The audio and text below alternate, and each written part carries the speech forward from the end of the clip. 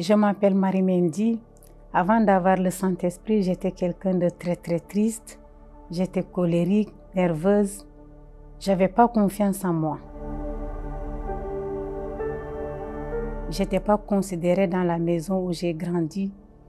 Et ça a vraiment développé une tristesse en moi. Je me faisais pas confiance par rapport à ça. Je ne me valorisais pas parce que je me disais aussi que Dieu ne m'aime pas. Pourquoi je passe par des difficultés comme ça et Dieu n'agit pas? Je suis une fille qui ne servirait à rien du tout. Je ne vais pas réussir dans ma vie. Donc je suis restée comme ça, dans cet état jusqu'à l'âge adulte. Ensuite, j'ai connu mon mari, on s'est mariés et je l'ai rejoint en France. On a fait des enfants.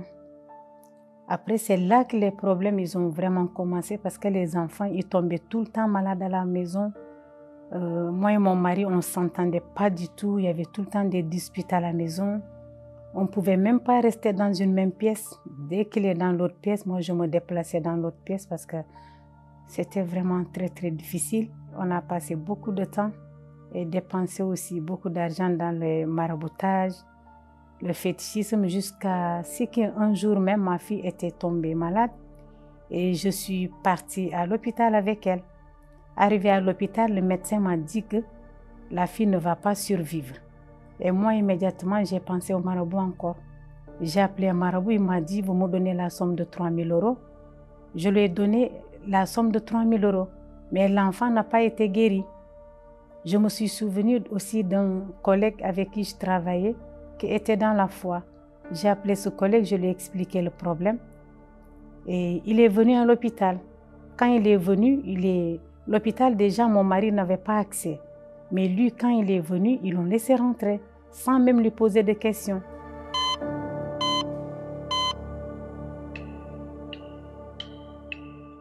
Le bébé était déjà sous perfusion, elle n'arrivait pas à respirer. C'était vraiment inquiétant, mais lui, il a pris le bébé, il a prié. Quand il a prié, il a déposé, le bébé s'est mis à vomir. Et quand elle a vomi, elle a repris ses forces. Le même soir même, ils nous ont laissé rentrer. C'est là que moi j'ai compris que le problème, c'était pas Dieu, mais c'était le maraboutage. C'était moi, c'était le maraboutage. Et le même jour, tous les fétiches qu'on avait à la maison, les gris-gris et tout, j'ai tout pris, j'ai jeté. C'est en ce moment que j'ai commencé à chercher Dieu. Jusqu'à ce qu'un jour, j'ai parlé de mon problème à une collègue qui m'a conduit à l'église. Elle m'a dit, je connais un endroit, moi je ne peux pas t'aider, mais je connais un endroit. Si tu as ta foi et que tu mets la parole de Dieu en pratique, tu verras la main de Dieu pour ta situation. Et c'est comme ça que je suis venue à l'église. J'ai participé aux chaînes de prière, j'ai écouté la parole qui sortait de l'autel, je l'ai mis en pratique et j'ai commencé à écouter mon mari, à écouter les enfants, à changer mon caractère parce que j'avais vraiment besoin que mon intérieur change. Et par la suite, il y a une campagne d'Israël qui s'est présentée. Moi, je ne savais pas c'est quoi la campagne d'Israël, mais je me suis dit, je vais me lancer parce que j'ai rien à perdre. J'avais sacrifié dans cette campagne pour la restauration de la santé de mes enfants et pour ma vie professionnelle. Ma vie professionnelle, j'avais besoin d'un changement parce que ça n'allait pas. Je rencontrais beaucoup de problèmes au boulot. Et cette première campagne, j'avais sacrifié pour avoir ça. Et je me suis vraiment rapprochée de Dieu. Et Dieu a vraiment honoré parce qu'il a restauré la santé de mes enfants. Le niveau professionnel, Dieu a vraiment changé les conditions. J'ai trouvé un travail au-delà de mes attentes. Le salaire que j'attendais, Dieu m'a donné 3 fois de plus. En continuant de participer aux chaînes de prière, en écoutant la parole de Dieu, j'ai compris que le plus important n'était pas que des bénédictions terrestres, mais c'était le salut de mon âme qui était le plus important.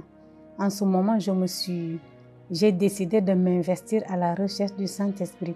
Donc, je me suis fait baptiser par immersion d'abord et ensuite, j'ai commencé à chercher le Saint-Esprit.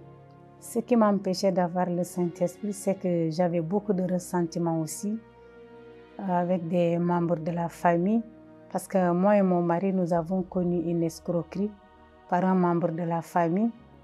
Et j'avais aussi des sentiments de culpabilité parce que je me disais, c'est moi qui avais dit à mon mari que je connaissais la personne et que je lui faisais confiance.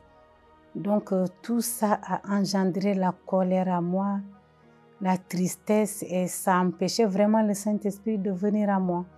Donc j'avais décidé à cette campagne vraiment de vider mon cœur, de pardonner à toutes ces personnes qui nous ont fait du mal, ce qui n'était pas facile, mais il fallait que je le fasse, et de me pardonner à moi aussi, parce que je me voyais comme la coupable.